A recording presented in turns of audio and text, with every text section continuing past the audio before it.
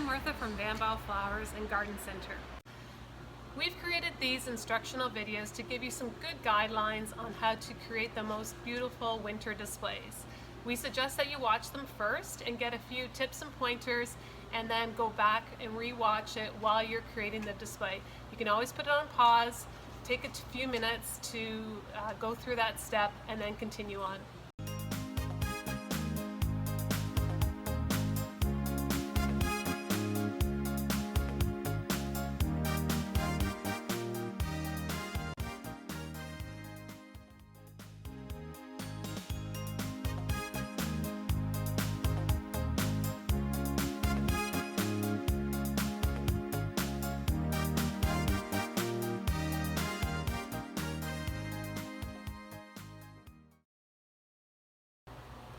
In your welcome planter porch pot kit, you'll receive a triple bundle of greens, which is Ontario pine, cedar, and fir, dogwood and curly willow, waterproof berries, pine cones,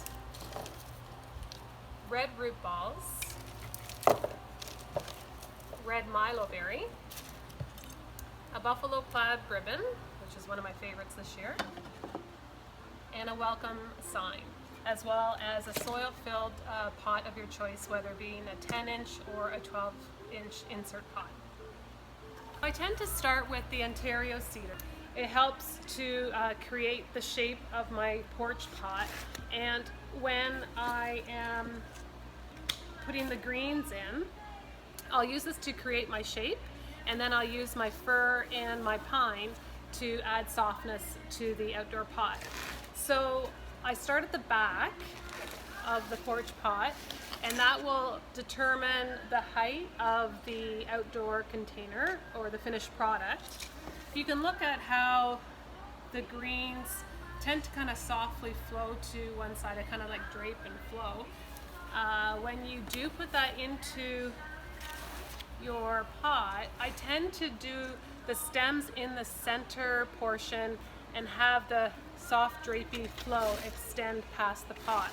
So we're looking for a triangular shape formation right now, or design.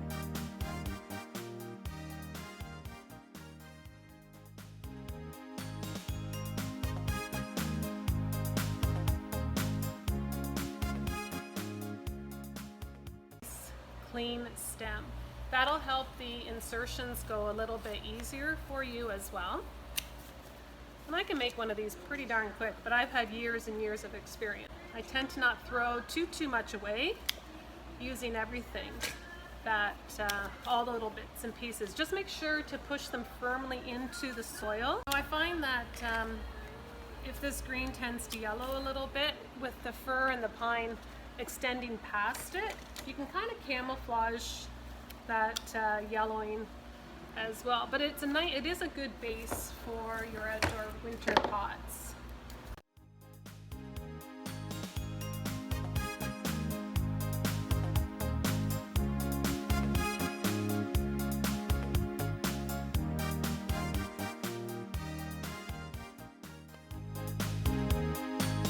And the next thing I'll do is insert my fir. I'm going to layer it above the cedar that I have in place.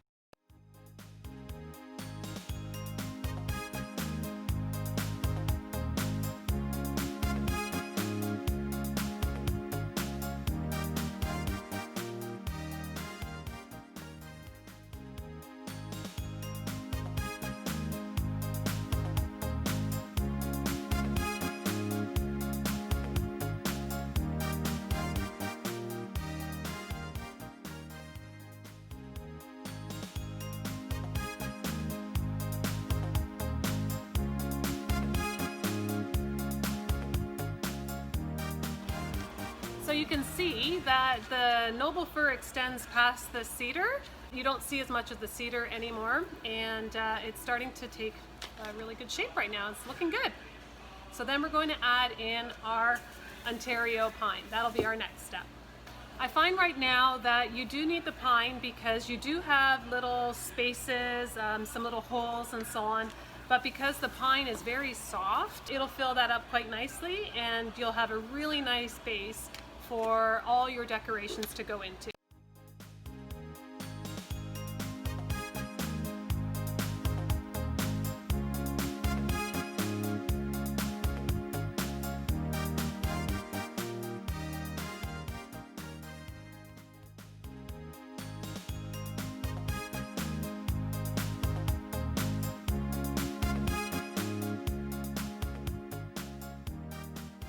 Push your greens very firmly into the center of the pot with the rest of the green cascading outwards.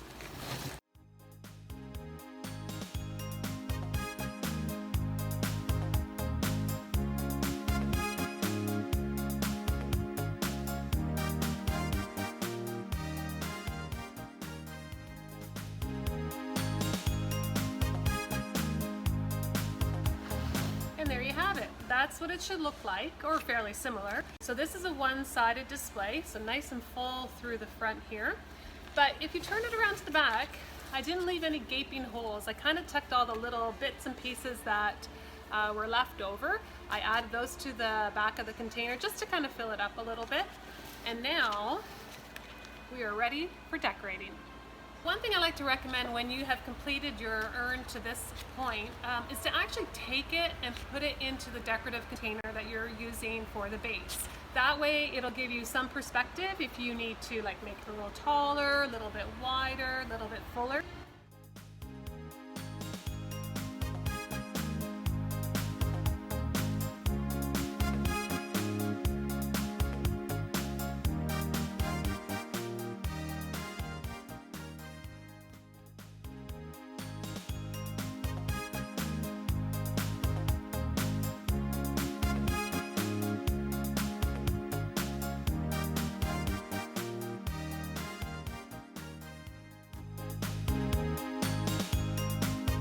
The berries that you receive in the kit, but like an 8-inch stem on them, it's pretty much impossible to place them here at the top. So you can also use or purchase some sticks that we sell here, maybe even use some of the stems from the greens that you clipped off and make your stem a little bit longer.